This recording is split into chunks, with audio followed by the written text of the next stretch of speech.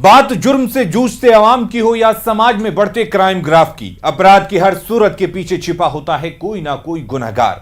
नमस्कार, मैं हूं आपके साथ अलीम अतहर।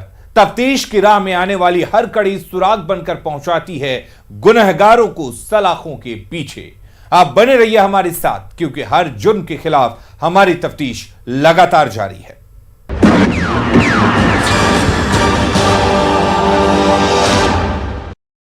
वो अपनी भाभी के भाई को दिल दे बैठी थी। चोरी छिपे रिश्तों की आड़ में अपने प्यार को परवान दे रही थी। बंद कमरे में प्यार कर रही थी, जो शादी की बात तक पहुंच गई। उसके बाद वो अपने आशिक पर शादी का दबाव बनाने लगी, जिससे शुद्ध होकर प्रेमी मोहब्बत के पन्नों पर साजिश के सीक्रेट जाल बुनने लगा और अपनी प्रेमिका से पीछा छुड़ाने का रास्ता ढूंढने लगा। जब कोई रास्ता नहीं दिखा तो उसने जुर्म का रास्ता अख्तियार कर लिया। उसके बाद जो हुआ वो बेहद खौफनाक था। इस रिपोर्ट में देखिए प्यार, शादी और खूनी साजिश की पूरी कहानी। रवीना को भाभी के भाई से हुआ प्यार। जब प्रेमिका बनाने लगी शादी का दबाव, तो आशिक राहुल बन गया शैतान और मोहब्बत के पन्नों पर लिखती खूनी कहानी।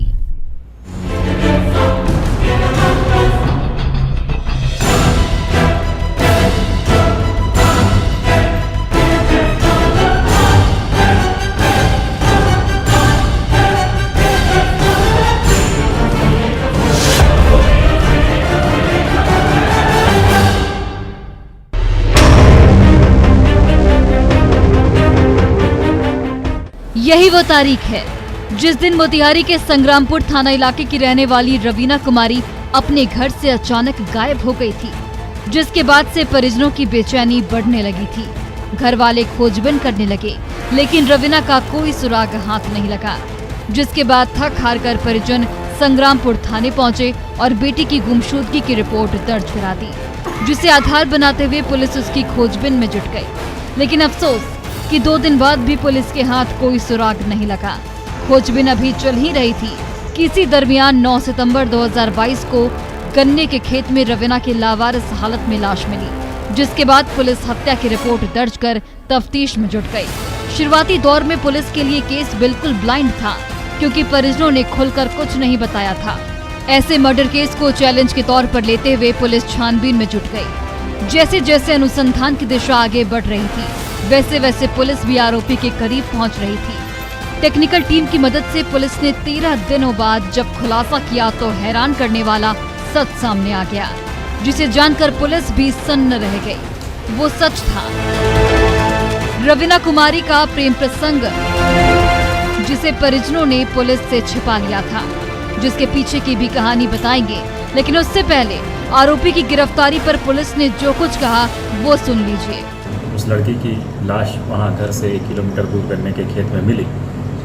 इस सूचना पर विशेष अनुसंधान टीम SIT का गठन SDPO और राज रंजन कुमार के नेतृत्व में किया गया था और मौका वारदात पर FSL की टीम को बुला करके सभी तरह के वैज्ञानिक साक्ष्य भी संकलित किए गए थे। इस संदर्भ में लगातार सूचना संकलन और छापामारी की जा रही थी। इसी क्रम में कल रात्रि में जो मुख्य अपराधी है उसकी गिरफ्तारी हो गई है। जिस शख्स को पुलिस ने रवीना की हत्या के जुर्म में गिरफ्तार किया है, उसका नाम राहुल कुमार राम है।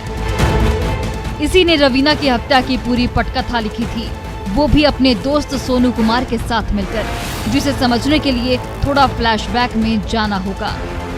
पुलिस की माने तो कोटवा थाने के अहिरौलिया गांव निवासी आरोपी राहुल कुमार राम का संग्रामपुर थाना इलाके की रहने वाली मृतक रवीना से कुछ महीनों से प्रेम प्रसंग चल रहा था, जो रिश्ते में मृतका के भाई का साला है। बहन के घर आने जाने के दौरान ही मृतका से उसकी आंखें चार हुई, जो मोहब्बत तक पहुंच गई। उसके बाद दोनों परिवार और समाज की नजरों से चोरी छिपे फोन पर बात करने लगे, अपने प्यार को परवान देने लगे। राहुल भी अपनी बहन से मिलने के बहाने अक्सर मृतक के घर आने जाने लगा।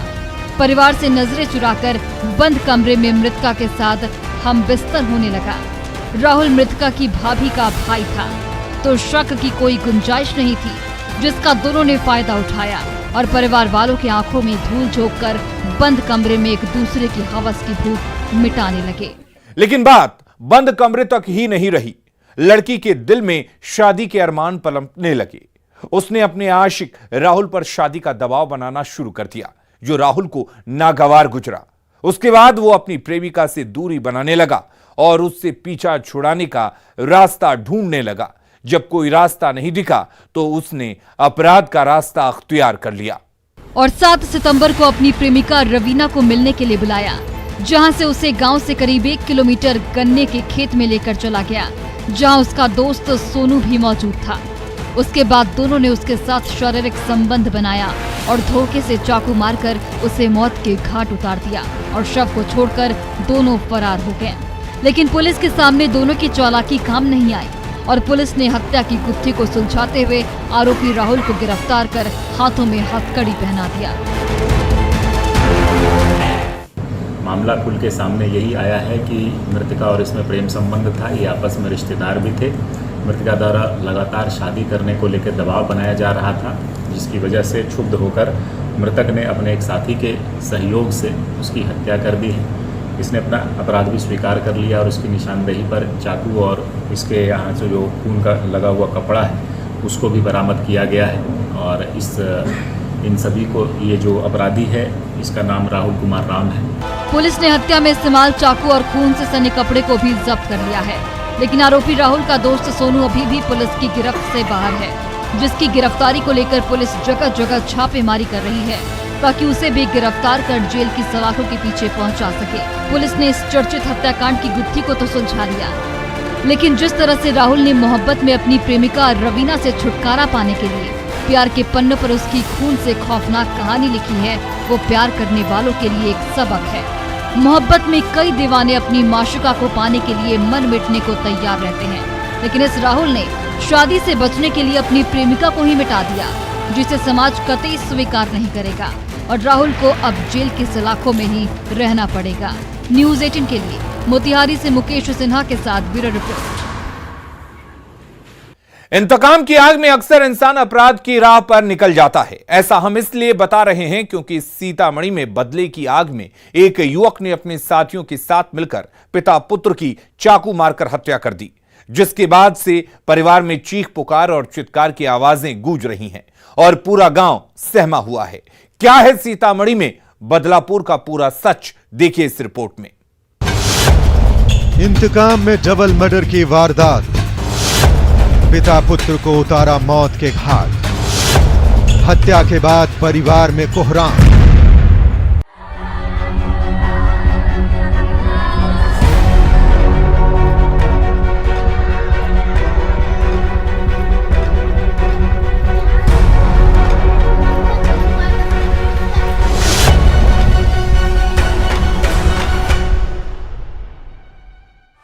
ये बुजुर्ग और नौजवान रिश्ते में पिता पुत्र हैं, जो सीतामढ़ी जिले के रीगा थाना क्षेत्र के पिपरा गांव के रहने वाले थे, जो अब काल की गाल में समा चुके हैं, जिसके बाद से परिवार में चीख पुकार और चित्कार की आवाजें गूंज रही हैं। महिलाएं दोनों के शव से लिपटकर दहाड़े मार मार कर रो रही है। मौके पर मौजूद भीड़ उस खौफनाक मंजर को खामोश निगाहों से देख रही है, जो दिल को दहलाने वाली है, रूह को कपा देने वाली है, क्योंकि घर की आंगन में एक साथ दो लाशें पड़ी हैं, वो भी घर के मुखिया और घर के चिराग की, जिसे जो भी देख रहा है वो सहम जा रहा है। मौत के उस खौफनाक मंजर को याद करके कांप जा रहा है। इतना ही नहीं, इसमें एक लड़की भी जख्मी हुई है, जिसे बीच बचाव के दौरान बेखौफ बदमाशों ने चाकू मारकर जख्मी किया है, जिसकी सूचना मिलते ही रीगा थाने की पुलिस मौके पर पहुंचकर मामले की तफ्तीश में जुट गई है और गांव में तनाव को देखते हुए कैंप कर रही है, ताकि बदले में हुई डबल मर्डर की वारदात के इंतकाम में फिर कोई खूनी वारदात ना हो जाए। सुनिए उस मनहूस रात की खौफनाक खूनी दास्तान को, जिसे सुनने के बाद आप भी सहम जाएंगे, जैसे डबल मर्डर की वारदात के बाद पूरा सीतामढ़ी सहमा हुआ है। कपड़ा सारा खोल दिया था, साल के लग कपड़ा उसका होगा यहाँ पर झोला में। आया पापा को डायरेक्ट मारने लगा। पापा ठेल कर उसको भागे रोड पे कि कोई आदमी बच्चा आए, अब चिल्लाए पापा, तो मम्मी आए दौड़ के, वो मेरे देवर आए दौड़ के, तो दौड़ के आए हम अपने हस्बैंड से बात कर रहे हैं, हमको भी हल्ला सुनाई दिया। हम बोले रखिए दादी कि बाहर हल्ला हो रहा है। गेट खोले तो मम्मी आई दौड़ते दौड़ते कहती चला चला घरे की आपके पापा के मारे छो। मृतक एगो आसलरायन है। हाँ। आसलरायन दास। हाँ। और उसका लड़का है, कथी नाम है, शिवम दास। कै नंबर वार्ड है? 3 नंबर वार्ड। ये मतलब रातें हुआ 10 बजे में? 10 या 10:30। 10-10:30। हम तो अपना घर में सो गए। दोहरे हत्याकांड की इसी डरावनी वारदात के बारे में बताया जाता है कि 22 से 23 सितंबर की रात करीब 12 बजे रीगा थाना क्षेत्र के पिपरा गांव के रहने वाले आशा नारायण दास और उनका बेटा शिवम कुमार अपने घर के बाहर बरामदे में हर रोज की तरह रात में सो रहे थे।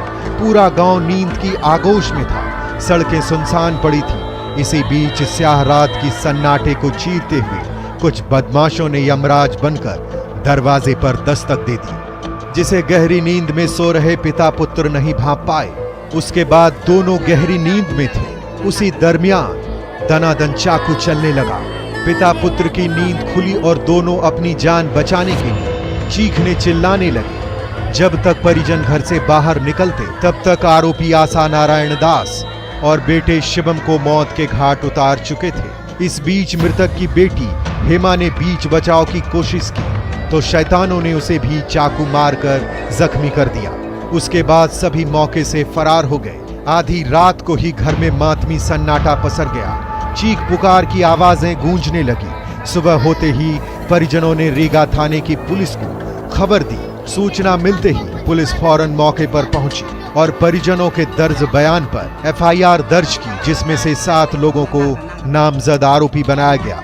उसके बाद पुलिस त्वरित कार्रवाई करते ही 7 आरोपियों में से 5 को दबोच ली, जिससे पूछताछ जारी है। तनाव की स्थिति को देखते हुए मौके पर पुलिस कैंप कर रही है। पूरा गांव छावनी में तब्दील है, लेकिन पुलिस अधिकारी फिलहाल कुछ बोलने को तैयार नहीं है। क्या हुआ था? पापा के मारे तो चाल पाले तो हमसे गेले तो देखली तो छुड़ा छिनी तो न छिनी सबे के भौंके तो आपके जो भाई है उनको भी भौंक दिया? और कितना लोग था वो लोग जो मारने आया था? 2-3 गोटा थे। आप पहचानते हैं उन सभी को? क्या नाम है उसका? नाम नहीं जानते हैं? आए तो यहाँ देखे कि खून चाकू को मार दिया हुआ था। दोनों लोग को? शिवम को तो देखबे नहीं कि शिवम को मार के शिवम घरे भाग गया।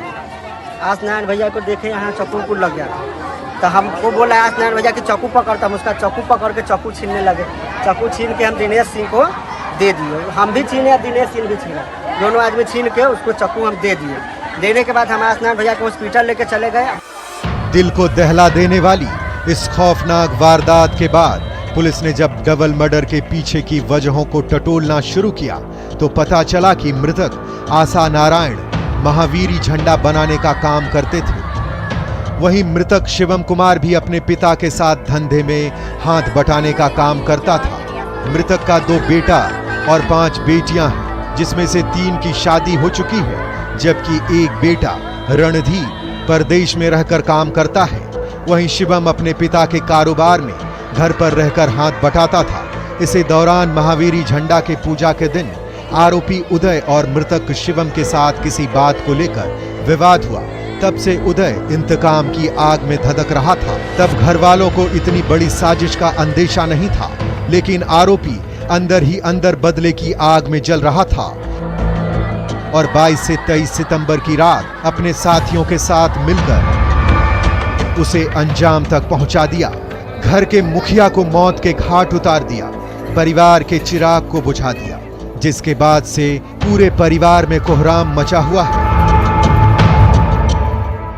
मेरा शनिवार था उस दिन, मेरे हस्बैंड को कॉलर पकड़ लिया और मारा भी उनको। तो मतलब और उनके साथ एक और दोस्त था, उनको भी मारा, ठीक है।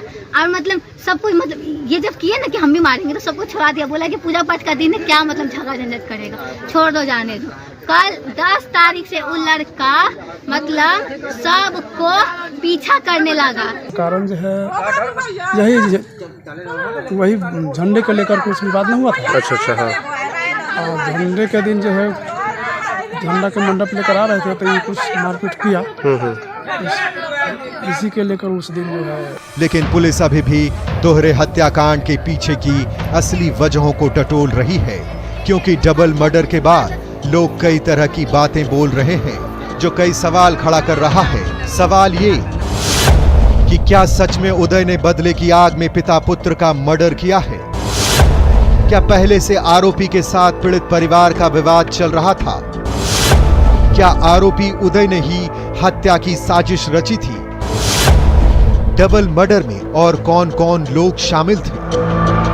पुलिस फिलहाल इन सवालों का जवाब तलाश रही है और हत्या के पीछे की एक एक कड़ी को जोड़कर तफ्तीश को आगे बढ़ा रही है, ताकि डबल मर्डर के पीछे के सच को उजागर कर सके और हत्या में शामिल सभी आरोपियों को गिरफ्तार कर जेल की सलाखों में पहुंचा सके, जिसमें पुलिस को कामयाबी भी मिली है और 5 आरोपियों को गिरफ्तार भी किया गया है।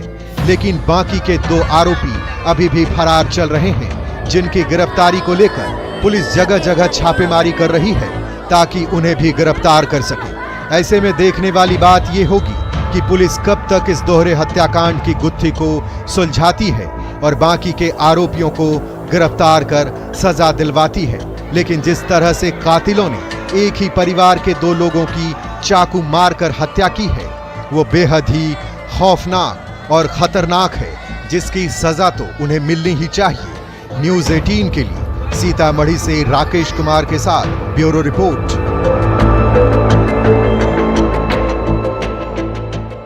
ब्रेक के बाद एक बार फिर स्वागत है।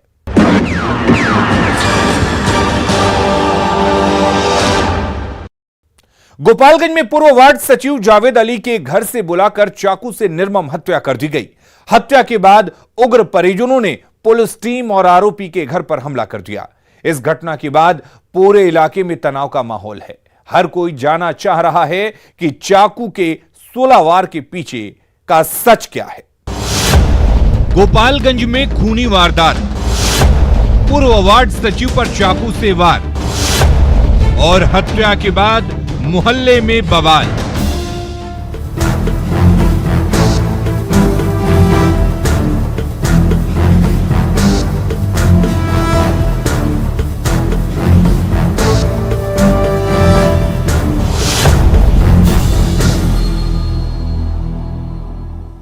तस्वीरों में दिख रहे इस शख्स का नाम जावेद अली है, जो गोपालगंज नगर थाना क्षेत्र के तिरबिरवा पंचायत का पूर्व वार्ड सचिव है।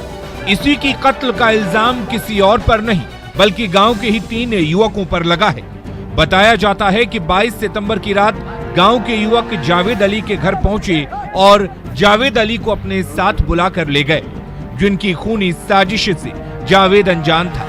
उसे ये नहीं पता था कि खुद मौत उसके दरवाजे तक चलकर आई है और उसे साथ लेकर जा रही है। वो तीनों युवकों के साथ तो चला गया, ये सोचकर कि कुछ घंटों में फिर वापस आ जाएगा, लेकिन जावेद वापस घर नहीं लौटा, जिसके बाद परिजनों की बेचैनी बढ़ने लगी और जावेद की खोजबीन शुरू कर दी।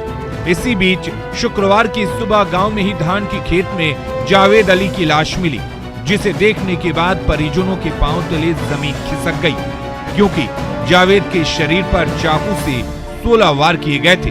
घटनास्थल पर ही उसकी चप्पल और कपड़े पड़े थे, लेकिन मोबाइल फोन गायब था। जो नदी है उसके किनारे उसका चप्पल उप्पल निशान था, जो शुभलाल चौधरी उनके घर के पीछे, और वहाँ पर खून गिरा है, तो उसके चप्पल से पहचान हुआ और खून देखने के बाद लोग बताया तो हम लोग गए। उसके बाद कुछ शक हुआ तो पुलिस को खबर दिया गया।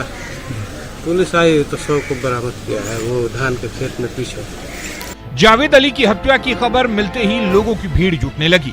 उग्र परिजनों ने एक आरोपी के घर पर हमला कर दिया है, जिसमें एक युवक का सिर फट गया, जिसकी तस्दीक ये तस्वीरें कर रही है। जख्मी युवक कर रहा है। जब मौके पर पहुंची पुलिस युवक को बचाने पहुंची तो आक्रोशित भीड़ ने पुलिस की टीम पर भी हमला बोल दिया, जिसमें 3 पुलिसकर्मी समेत